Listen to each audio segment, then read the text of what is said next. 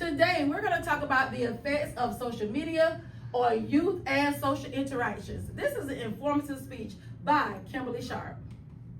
People of all ages find it very difficult to envision a day without scrolling on social media, on platforms, especially our youth.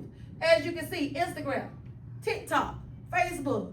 What did I miss when I went to sleep? Somebody got to roll through their phone. How about you? Do you find it difficult? I sure do. You do? Yeah. You do? I know. Sometimes I have to roll over before I even hit the floor. I'm scrolling. Now, the purpose here today is what we're going to get into. So first, let's talk about social media and the effects it have on community and our communication skills, or the youth communication skills.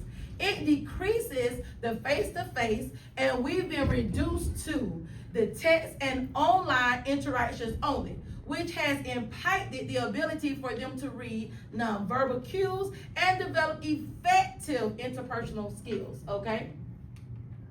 So, it has 3 levels that it affects. It affects how it shapes communication skills, their self-perception, generating dual outcomes for social relations. We're going to get into, first of all, social media and communication skills. As I stated, it decreases the interactions they may have face-to-face. So sometimes it's like they can't keep their focus. They don't know how to express themselves. They don't know the words to utilize. They know how to text, but do you know how to talk effectively? So it affects those things. Social media impact on self-esteem and mental health. Now, when you think about that, cyberbullying has increased because when you hide behind the keys, nobody knows who you are. But according to TENS of 2017, studies show that you spent more times on these platforms rather than engaging with people, which impacted their ability to do all these things. It also made it difficult for people to even get to know each other. So that's where we are today. A study done by Fartley found that more time with young women on social media have them more likely to not feel satisfied with themselves. They're looking in the mirror and they're not being satisfied with themselves. Also, research shows by Kowalski that it indicates that cyberbullying, like I stated, has a significant negative effect on mental health, leading to depression, anxiety, even suicide at times. So as you can see, social media has a lot of things going on, but it's not always negative, you guys. Sometimes it is positive. So through social media, people have found it ways to reach far distant family members. They have been able to collect a community to have encouragement and support.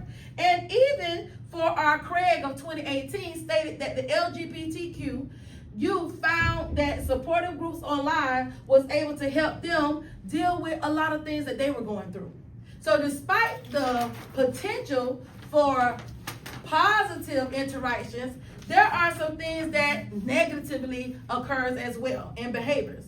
The youth may also experience social anxiety according to Cuss Roofs in 2017.